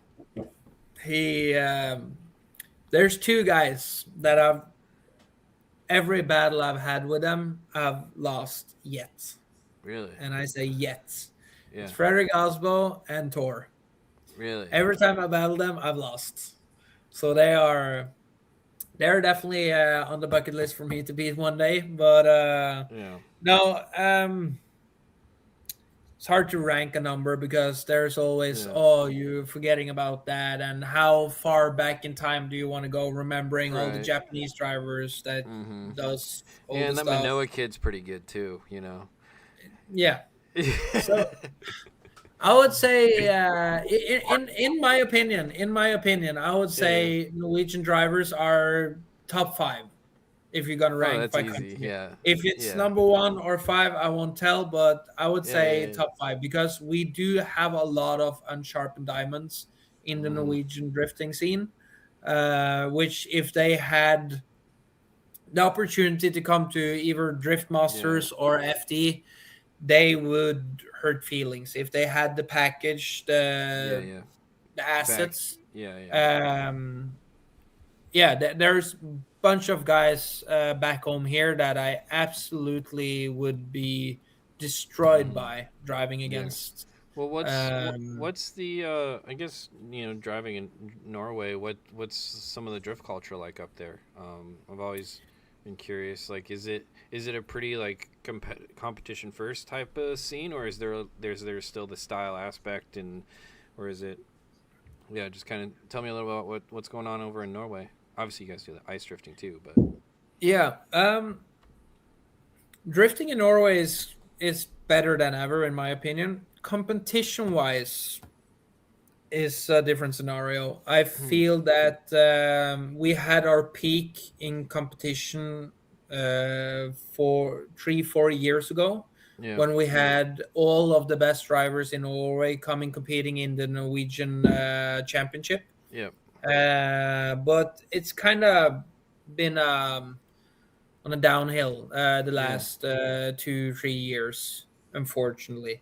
yeah, yeah. But we are fortunate that you guys have Great Life. We have Gatbill, Mm-hmm. that I'm sure you guys are familiar with, but Yep. for the people watching this, maybe not. Look up Gatbill on YouTube. That thing looks mental, dude. Like it looks It's the such a good best thing in the world. I'm gonna stop both Drift Masters and FD years before I'm ever gonna stop going to Yep. Gatbill for sure. I cannot. That's every single year is my that's the what do you say, that the highlight of the season is Mm-hmm. Gatbill. Just that the feeling going there with a bunch of friends, driving the whole day, just hot laps and some fun competition. With we have the super free competition, Yeah. power slide competition, just and ride alongs You blast through 50, 60 tires a weekend, and everything is just pure fun. There's no big mental thing or anything. You just literally are there to have a good time and enjoy drifting instead of like treat it as work, or you have to, as soon as you jump out of the car, you have to watch some data or videos of your run, talk with the team of like, hey, we need to change this and that and make the car better here, and then you have to run through autograph session. And like Gatbill is just pure fun and enjoyable. So yeah, cool. for sure. And the level of the build of the cars we have there is insane. Like the builds, the general build there, it's I can't even. I expect there's probably 100 cars there with over 1,000 horsepower drift cars at those events. So, and then there's everything in between. It's insane. The level of builds on cars are super good. I just wish that we did more competing on the national level of the Norwegian Championship and had that better. But again, if people just want to enjoy drifting at Gatbill and fun events, I want to let them do that. I'm not going to say if you have a drift car, you need to come compete in the Norwegian Drift Championship. But there are a lot of good drivers. And to answer the question, I would say top 5 in the world, like national wise. Yeah. No, it's cool. Like it's interesting kind of seeing what some of the countries can offer, and it's hard to argue against Ireland, obviously, because it just blows my mind, this little bitty part of an island. It's not even the whole island, it's just part of the island. You get some of these crazy drivers, but then again, I drove on the roads down there and with you, and I can see why they're good drivers. Where do we start on that topic? I know. I mean, and also maybe one thing, like you guys in America are so fortunate and spoiled to have basically a drift event every single week, and if you're willing to travel like 10, 15 hours, basically. No, it's not even that, dude. It's every week. Yeah. Sorry? It's almost too much at this point. There's so many events happening here all the time. For us, we are very long and spread out country, basically. And like in Ireland, you can drive from east to west, north to south on 2 hours. You can drive around the whole island in 5 hours, I believe. So everything is more local, or however I say. And they do have some tracks, and it looks like there's not lacking on opportunities to drive over there as well. Which here in Norway, I feel it's a little bit different. Where like, yes, we're super spoiled to have winter and a lot of ice tracks if the winter is good enough. But during summer, it's basically maybe 2-3 tracks that I can come up that you can go and have like a few events throughout the year. Like Gatbill is only 2 events in Norway a year. It used to be 3, but then some stuff happened. So now it's only 2. And also there's a few other events that you can go and drive on a big road course drift track. The other drift tracks that we are allowed to go to is very, very small tracks. So, and there's not like a lot of available dates. You can't just go, like Willow Springs doesn't exist in Norway at all. Like physically, obviously not, but there's no tracks in Norway that I know of that you can just go, oh, it's Wednesday, tomorrow I want to go to that racetrack and go drifting for a whole day. Not that I know of. We've got a handful of those here in the US. So that also maybe holds back a little bit of the situation that we are talking about. Yeah, no, that's true. And I mean, I'll just say this. Like, I mean, my biggest takeaway from going to Ireland was just how much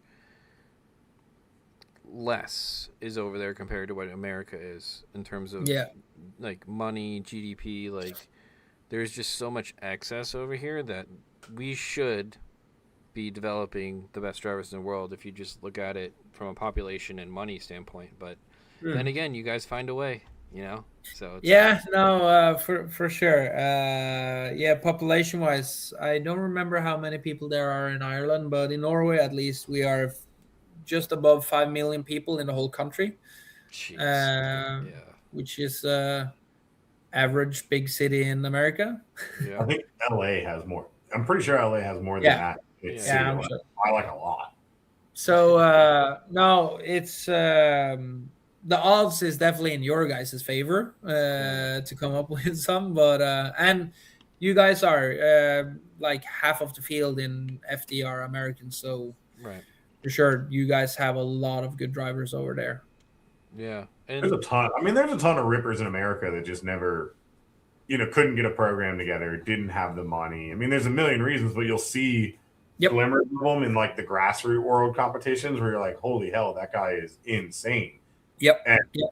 they either just could never put it together or they're jaded and don't want to do FD and stuff like that. So they're out there. We're just a very large country with a lot of guys and a lot of drivers that just stay unnoticed a lot of the Yep. times. yeah, And I also think it's actually easier to build a proper drift car in America as well. It's Yep. parts are way more both affordable and reachable, or however you say. That's basically over at your guys. As long as you can have everything overnighted, even if it's in New York to Los Angeles. Like there you have it. In a day for And sure. like absolutely every single thing we put on our drift cars here in Norway comes from out of country. It's yeah, everything needs to be shipped and paid extra taxes on and blah blah blah, freight and shipping costs and all that. yeah, yeah. It's No. Hopefully they come back.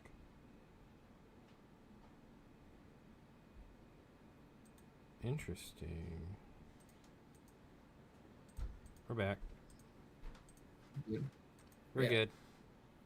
yeah no yeah I don't have facts or backed facts for this, but I do think it's a little bit more expensive to build a proper drift car here in Norway compared to US, just because, like I said, everything needs to be shipped, paid taxes on, and all that. Yeah, we have a lot of like manufacturing here. I mean, obviously, you see a lot of the American V8s in cars here, which we have an insane abundance of. They put the Chevy LS base engine, literally. I mean, vans to cars to trucks, like they came in everything for 20 years.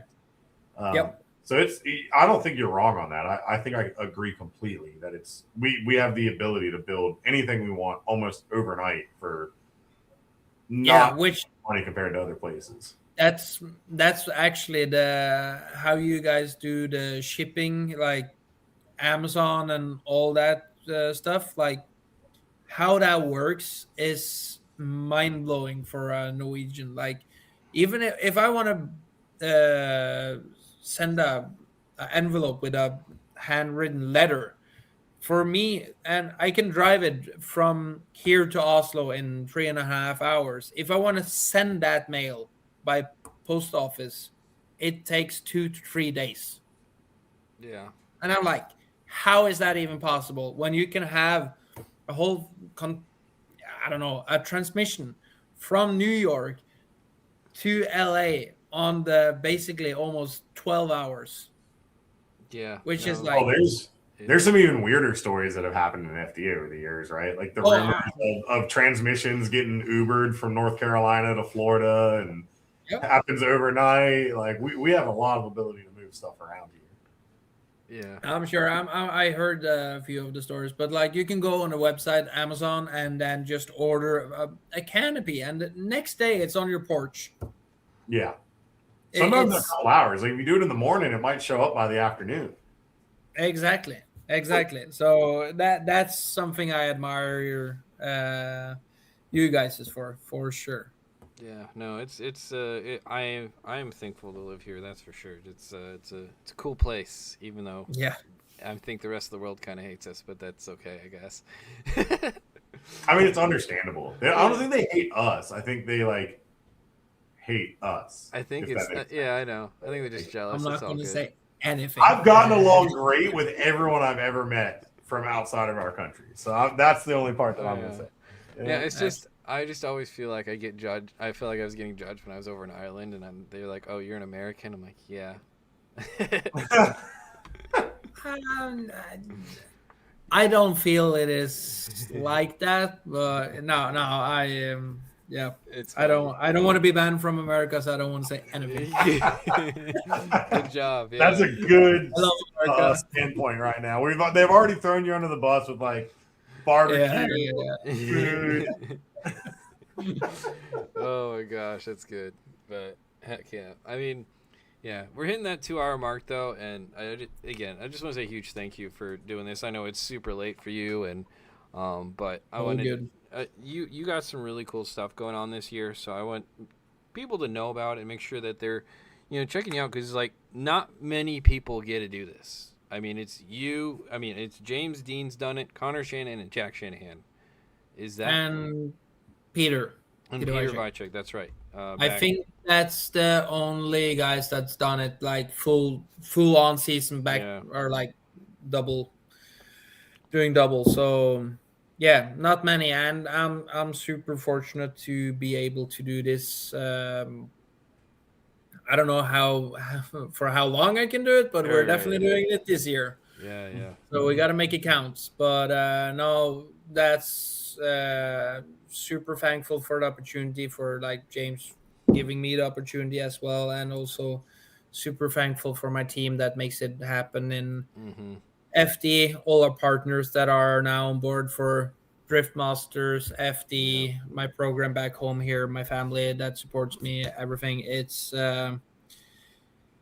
definitely been a few nights I've went to bed and just looked at the ceiling and been like, I might be the luckiest guy in the world right now that gets this opportunity to do this. So I'm very much aware of it, and it doesn't go one single hour without thinking that at least once or twice. Just being humble and appreciate the opportunity at least. Absolutely. Heck yeah. No. Obviously, I know there's going to be a bunch of cool content coming from you this year, but where can people best find this cool stuff we're doing? Instagram and Facebook, Simen Olsen Drifting. That's where you'll find it, and on YouTube, Simen Olsen Drifting there as well. Yep. And there's gonna be a lot more content this year. We are trying to step that up, trying to make a few YouTube videos about what's happening here in Norway as well. Like I'm starting to outfit the workshop in like finishing that up as well. Like we do have some cool stuff over here as well that we're planning on doing. So for sure, be aware for the YouTube videos, but Instagram and Facebook is definitely the regular platforms. Yeah, absolutely. Awesome. Kurtis, you got cars you're fixing still? Always? I'm always working on cars, man. But, if I want to throw light on anything, everyone in Florida who didn't show up to OSW Drift's spring break event, one of the $6,000 payout events they're doing, you're messing up. Get out there. Pat Gooden's your head judge. They're putting on a sick comp in a little small area. Go get some money. Go drive down there. Check it out. Absolutely. That's it. Nothing else from me. My shop's boring. I'm boring. Yeah. Go do that stuff. Yeah. Well, I mean, like, yeah, it's crazy. You guys are like drifting down there, and I'm like, it's freezing over here. But I'm trying to scramble to get my car done to hopefully drift at the end of the month.